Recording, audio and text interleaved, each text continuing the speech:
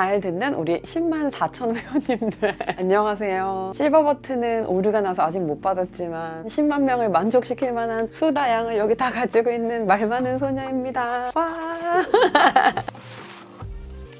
지난주에 저희가 이제 10만 기념으로 이별에 대한 이야기를 했어요. 처음에는 연인과의 이별 이야기인 줄 알고 오셨다가 꿈과의 이별 이런 데서 인생 영상이다, 또 약간 이렇게 말씀해 주시는 분들이 계셔가지고 조회수는 얼마 안 나왔지만 힘이 굉장히 났어요. 근데 오늘은 이제 또 조금 밝은 이야기로 나가볼게요. 더 멋진 사람이 되는 거, 더 나아지는 거, 이것이 또 우리의 염원 아니겠습니까?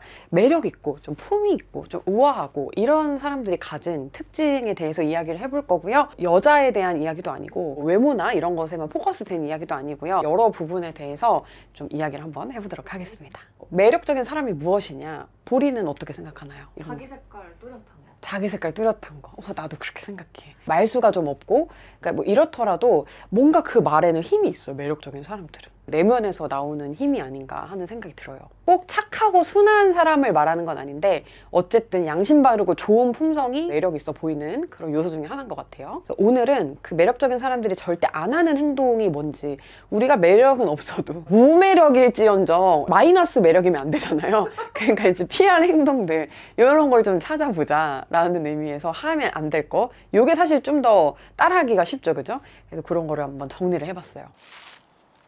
첫 번째는 저도 요거 좀 특히 많이 저질렀던 행동인데요. 처음 보거나 아니면 남의 집에 방문하거나 할 때 빈손으로 가는 거. 뭐 매일 가는 집이나 자주 방문하는 사람들이나 아니면 그냥 일적으로 뭐 잠깐 보고 말거나 이런 데마다 일일이 다 뭐 먹을 걸 싸들고 가거나 선물을 싸들고 가거나 그럴 필요는 없지만, 초대를 받았거나 아니면 처음 방문하거나 처음 관계를 틀 때는 이 매력 있는 사람들은 빈손으로 가지 않더라고요. 누군가 나한테 호의를 베풀었다고 해서 그 당시에서 뭐 그 자리에서 그걸 막 바로 갚아야 된다, 꼭 그런 것은 아니지만 그래도 초대라는 호의를 먼저 베풀어 줬으면 우리가 준비할 시간이 있었잖아요. 그럴 때는 이제 무언가를 준비해 가는 게 좋을 것 같아요. 내추럴 와인 병 예쁜 거 막 이런 것도 많고, 디저트도 선물하기 좋은 그런 것도 많고, 전동 와인 따개 이런 것도 그래서 10개씩 쟁여놓고. 근데 뭐여도 상관없는 것 같아요. 마음과 센스가 드러나는 거면은 선물은 뭐든 다 좋아하지 않을까요? 제철 과일도 괜찮지. 봉지에 이렇게 들고 가는 것보다 그냥 한 박스, 이 한 박스를 이렇게 딱 들고 가면은 좋아 보이더라고요. 제 주변에도 되게 매력적이고 뭔가 예의 바르고 그런 사람들이 있는데, 공통적으로 이렇게 막 빈손으로 방문하거나 남의 집에 갈 때 이렇게 막 맨발로 가거나 그런 걸 안 하더라고요. 배웠어요, 저도 커가면서. 또 이제 매력적인 사람들이 하지 않는 행동 중에 하나가 과장된 표정, 과장된 말투, 억지스럽게 막 재롱을 떤다거나 이렇게 막 힐끗거린다던가 이런 거 있죠. 그리고 막 나는 그런 사람도 좀 자신감 없어 보이더라. 과도한 표정이나 과도한 리액션 하는 사람 있잖아. 그냥 안녕하세요 이러면 되게 안녕하세요 막 이런 사람들 있잖아. 어머 막 이러면서, 그럴 만한 자리 아니고 되게 조용한 실내고 이런데 안녕하세요 막 이러면은 웃음을 이렇게 지르고 막 이러면서 말하면 그 정도 텐션으로 말을 해줘야 될 것 같아서 좀 부담스럽잖아요. 진심이 아닌 것 같은 느낌도 있고, 리액션 좋은 거는 언제나 매력적이고 환영받을 일이지만 막 그냥 진짜요? 막 이렇게 하면 막 이러거나 막 너무 이렇게 방청객 모드로 이렇게 가면은 사람에 따라서는 그거를 조금 부담스러워하는 사람도 분명히 있을 것 같아요. 그 마음의 이게 아래에는 사람에게 잘 보이고 싶다, 좋은 인상을 남기고 싶다는 게 되게 과하게 담겨 있는 거거든요. 진심이 담길 정도로만 어디 인사라든가 리액션을 하면 되는지, 이렇게만 해도 뭐 말하는 사람이 신나서 말할 수 있잖아요. 적당히 하자. 약간 힐끗거리는 그런 것도 매력적인 사람들은 잘 하지 않는 행동인 것 같아요. 저를 보세요. 제가요 막 이러면서 이렇게 막 말하면 수상하잖아요. 사람을 쳐다볼 때도 그냥 이렇게 이렇게 쳐다보거나 이렇게 쳐다보면 되는데 막 이렇게 쳐다보면 좀 너무 미심쩍잖아요. 그런 사람 보면은. 또 내가 만약에 눈을 자꾸 막 이렇게 하는 버릇이 있다거나 눈을 이렇게 피하는 버릇이 있다, 고쳐보는 게 좋을 것 같아요. 그 사람 눈 잘 못 보는 사람 있어요. 아니야. 그래서 이렇게 말 이렇게 하는 사람들이 있거든요. 근데 그럴 때 팁이 그거래요. 광대를 보래요. 이렇게 말하면 내가 너 광대 보는 거 티나? 전혀 그냥 너의 눈을 보면서 말하는 것 같잖아. 근데 눈빛을 이렇게 직방으로 안 받으니까 약간 이 중안부? 여기 인중 이런 데 이렇게 봐주시는 게 팁이라고 해요. 저는 개인적으로 돈 낼 때 되게 눈치 보는 거 있잖아요. 되게 사람의 매력을 깎아내린다고 생각을 해요. 쏘라는 말이 아니고요. 더치페이를 만약에 할 상황이면 눈치를 보지 말고 뭐 누가 계산하고 나눠서 낼까? 뭐 내가 계산하면은 뭐 나눠서 낼래? 요즘 뭐 토스, 카톡 이런 거 너무 잘 돼 있잖아요. 그래서 그런 식으로 하면 되는데 누가 낼까? 내가 혹시 얻어먹을 수 있을까? 약간 이런 식으로 눈치를 본다거나 아니면은 막 오늘도 내가 써야 되나? 돈 내기 싫은데? 뭐 이런 식으로 한다거나 돈 가지고 이거를 정확하게 태도를 못하는 거, 이것도 좀 매력이 떨어지는 것 같아요. 나의 어떤 계산이 정확함? 이런 거를 숨길 이유도 없는 거고 남에게 굳이 공짜로 뭔가 얻어먹을 거? 그런 거를 기대할 필요도 없는 것 같아요. 돈에 있어서만큼은 정확한 걸 사람들이 비난하지 않을 것 같아요. 그리고 관계가 오래 가면 갈수록 셈 정확한 사람들이 편하면 편했지 불편하지 않더라고요. 굳이 돈 없다고 자존심 상할 필요 없다고 보거든요, 저는. 그런데 괜히 뭐 자존심을 세우거나 자존심이 무너지거나 그럴 이유가 없으니까 그냥 의연한 마음을 가지는 게, 그런 태도를 가지는 게 좋을 것 같아요. 그 돈 앞에서 우물쭈물하지 않는 것도 굉장히 중요할 것 같아요. 그리고 또 매력적인 사람들이 안 하는 행동은 더러운 짓이죠. 그러니까 위생적으로 더러운 짓인데 참 제가 살면서 느끼는 게 이 사람마다 위생의 기준이 너무나도 달라요. 팔팔 끓는 냄비 같은 거에 찌개 같은 거 같이 퍼먹고 막 이랬었잖아요. 먹던 수저나 젓가락 같은 거 대는 것도 그냥 또 아주 친하거나 그런 사이면 괜찮을 수 있지만 먼저 이렇게 한국 스타일 오케이? 뭐 약간 이런 거 이렇게 양해를 한 번씩 구하는 것도 괜찮을 것 같아요. 근데 요즘엔 한국도 안 그런다, 그치? 다 개별 접시 많이 쓰고 저는 개인적으로 되게 싫어하는 게 이거예요. 밥 먹을 때 코를 같이 먹고 있다는 생각이 들어가지고 이게 너무 좀 이런 행동이 이제 굉장히 비위가 상하더라고요. 이 위생 기준에 따라 굉장히 비위가 상할 수도 있겠다 하는 짓들은 안 하는 게 또 매력적일 것 같습니다. 이제 언행에 있어서 그 매력적인 사람들이 잘 안 하는 거는 저는 욕이라고 봅니다. 일단 여기에서 저는 마이너스 한 1000점 정도로 깎였어요. 욕이 너무 시원해요. 이만한 어떤 자기 표현이 없어. 그래서 스스럼 없이 이렇게 좀 쓰는 편이었는데 가끔 제가 이렇게 욕을 하면 되게 놀라는 사람들이 있는 거예요. 저런 저속한 말을 쓰는 사람이 있구나. 실제로 이런 눈으로 저를 쳐다보시는 분들이 있었어요. 나는 그냥 재밌게 하자고 표현을 하는 건데 저 사람은 이게 되게 불쾌할 수 있겠구나. 내가 하는 거 싫어하는 것처럼 싫을 수 있겠구나라는 생각이 들더라고요. 그리고 마찬가지로 너무 이제 막 유행어 같은 거 많이 쓰고 이러면 대화에 좀 단절이 생기잖아요. 근데 기본적으로 누구에게든 좀 매끄럽게 소통하는 게 되게 좋기 때문에 이렇게 너무 신조어, 유행어 이런 게 남발하는 것도 사실은 그냥 유행을 좇는 사람처럼 보이지 세련되거나 앞서가는 사람처럼 보이지 않더라고요. 그래서 이런 걸 저도 좀 고쳐야 되겠다라고 생각을 하고 제가 지금 많이 이제 노력을 하고 있는데 그 1월 1일부터 고칠 거예요. 육쟁이 인생도 이제 한 달밖에 안 남았다.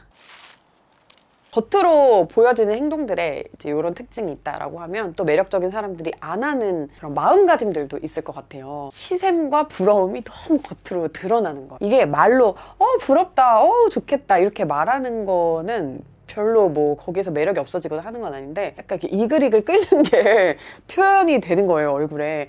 그런 모습을 보면 쟤는 참 마인드 컨트롤을 못한다. 그런 마음을 너무 여과 없이 드러내는 거. 슬프고 기쁘고 이런 거를 표현하지 말라고 하는 게 아니라 열등감, 시샘 이런 거 되게 좀 부정적인 감정이고 마이너스의 감정이다라는 얘기를 우리 예전에 한 적도 있는 것 같은데 그런 어떤 부정적인 감정을 스스로 이제 마인드 컨트롤을 많이 하는 연습을 하면 좋을 것 같아요. 나는 쟤와 장르가 다르다라고 생각하고 나는 나만의 장르에서 혼자 독주하고 있다라고 생각하는 거 추천드려요. 나로서 되게 행복하고 나로서 충만한 사람들을 보면은 객관적으로는 그 사람이 훌륭한 사람이 아닐지라도 괜찮다 이런 생각이 들더라고요. 그러니까 아마도 사람들은 행복한 사람의 그 행복을 되게 대단하게 보는 것 같아요. 남에 대해서 무조건 신경 쓰지 않아야 되냐는 아니고 남의 훌륭한 점에 대해서 리스펙을 한다든지 잘 알아챈다든지 이런 건 오히려 매력이 상승하는 행동이라고 생각을 해요. 그러니까 누군가의 노고를 눈치를 좀 잘 챈다든가 고마움을 좀 잊지 않고 표현을 한다든가 아니면 대단한 사람에 대해서 정말 진심으로 박수를 쳐줄 수 있는 태도